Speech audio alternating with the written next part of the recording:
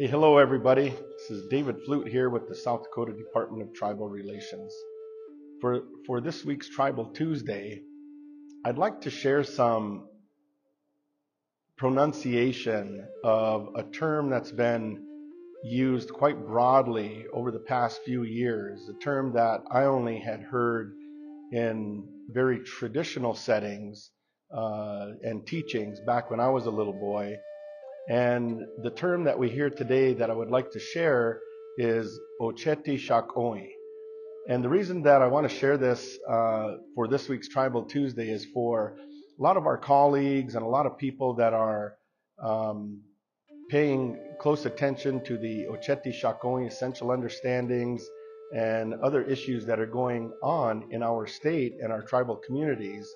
A lot of us are hearing that term used quite broadly now, and it's become used quite a bit over the last few years, and especially the last few months.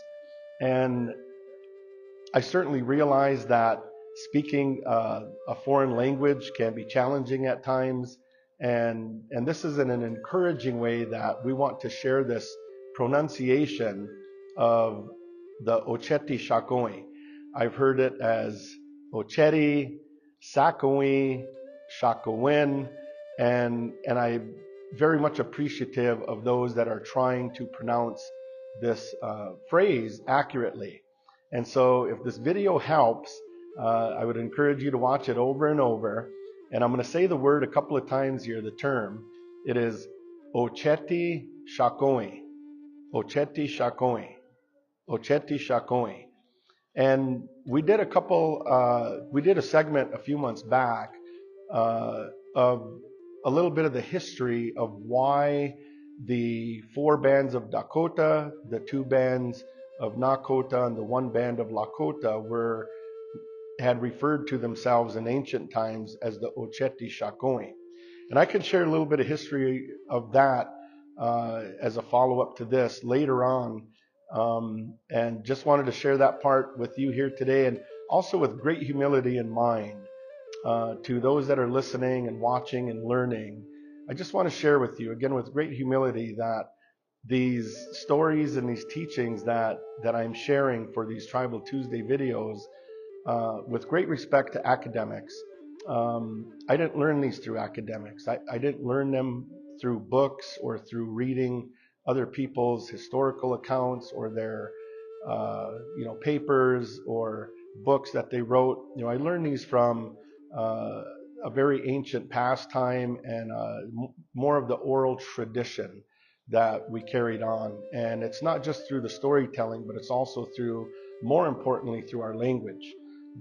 Whether you speak the D, L, or N dialect, for me it's the D dialect through the Dakota language, which I understand Lakota and Nakota as well too.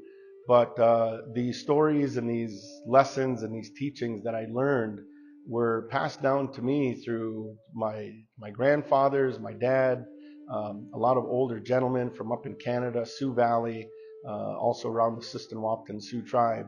And it's important to know that, I think, for the audience, that just to give you a little bit of background, a little bit of context to where I get my knowledge from, and I credit all of my teachers. This isn't anything that I came up with myself. These are all from listening and learning. Probably 90% of my teachings were taught to me in the Dakota language. But also, as equally important, are songs. The songs that when you sing them, there is a literal translation, but it's the allegory that is really the most important. And those are things that we can talk about on another Tribal Tuesday. In closing, I want to thank our South Dakota Historical Society, Dr. Jones and his staff, for bringing us up here to the Historical Society to shoot this video. And if you get a chance, please come stop by. They have a great facility here, a lot of books, real interesting books. And I'd encourage anybody to come to our South Dakota Historical Society. So thank you.